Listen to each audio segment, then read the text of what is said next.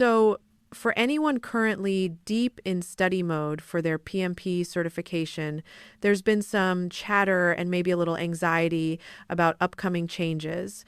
Let's clear the air on that. The Project Management Institute, or PMI, is indeed updating its core materials. Right. The PMBOK 8th edition just dropped in the third quarter of this year, and it's shaking things up a bit with a new hybrid approach.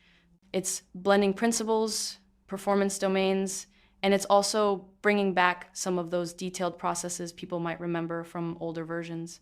Exactly. And because of this, plus new trends like AI and sustainability being woven in, we're expecting a new exam outline the ECO by late 2025 or early 2026. The actual updated PMP exam, though, probably won't launch until sometime between mid-2026 and early 2027. That's the most critical piece of information right there. The release of the book and the release of the new exam are not happening at the same time. This means candidates have to be really strategic about their timeline. They need to figure out if they should rush to test on the current framework or pivot their studies to prepare for this new hybrid AI-focused content. I see. And what's interesting here is that PMI isn't just throwing out everything from the current PMBOK 7th edition. It seems like a lot of the core ideas, stakeholder engagement, risk assessment, team leadership, are still completely foundational. That's the key takeaway. The underlying principles of good project management, like leadership, focusing on value, and adaptability, they aren't going anywhere. The update is more about refining how these are applied and, more importantly, integrating the latest industry shifts. They're finally codifying things like AI and sustainability into a more structured process framework. It's the best of both worlds, really. Okay, so while the 8th edition brings new elements, the core skills are still vital. That's a huge relief for anyone deep into their studies right now. So, with that in mind, let's break down what exactly is staying the same. Well, a lot, actually. The core principles that guide a project manager's mindset, things like stewardship, focusing on value, adaptability, they all carry forward. Right? And what about the big domains like the people domain skills, managing conflict, motivating teams, emotional intelligence? Still critical. That's the heart of project management. The same goes for the process domain. You still absolutely need to know how to deliver business value, manage communications, and handle the fundamentals of scope, schedule, and budget. And of course, the business environment domain, things like compliance and supporting organizational change remain essential. So, for anyone studying right now, the message is don't panic. The investment you've made in learning these fundamentals is not wasted. Not at all. These concepts are the bedrock of effective project management, and the exam rightly continues to prioritize them. Your current study guides are still very valuable for any exam you plan to take through the middle of 2026. Okay, that's reassuring. But of course, there are some significant new and refined areas. Let's dive into what's new and how it will shape the future exam. This is where it gets really interesting. First, they've simplified the principles. The 12 principles from the 7th edition are now condensed into a more focused set of 6. And one of those is brand new, right? Integrate sustainability is now a standalone principle. Exactly. That's a huge signal about where the industry is headed.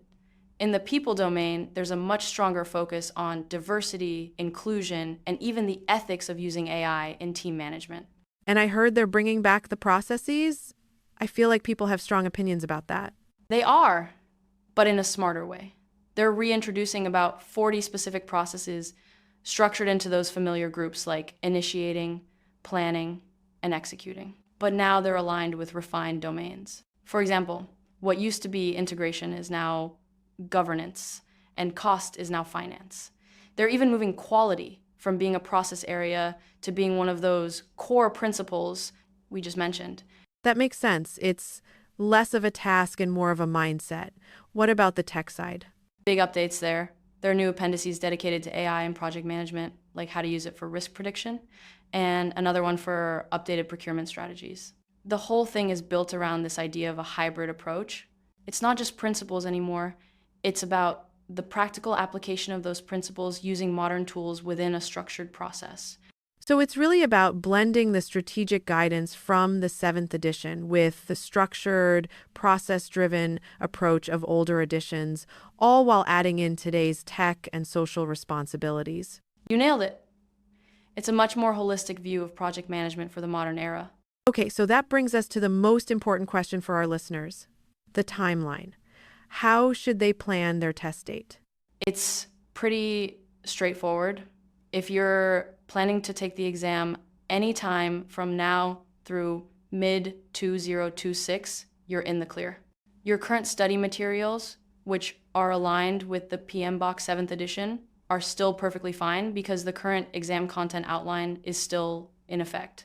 And PMI will give everyone a heads up before the switch? Yes, they've committed to announcing the official exam change date about 6 to 12 months in advance, so just keep an eye on pmi.org. The new exam, reflecting all these PMBOK 8th edition changes, is expected to roll out sometime between mid-2026 and early 2027. And just to be clear, if you get certified before the change, you're good, right? No need to retake the exam? Correct. Once you're certified, you just maintain your PMP status with professional development units, or PDUs. You won't have to retest just because the content gets updated. Perfect. So this timeline gives candidates a very clear choice. They can either push to test within this current window using what they've already learned, or they can adjust their plans to prepare for the new exam format. It's all about strategic timing. That's it. It's a manageable transition, not a sudden upheaval. Great. So whether you're aiming for the current exam or preparing for the updated one, understanding these changes and the timeline is your first step towards success. That's a fantastic breakdown.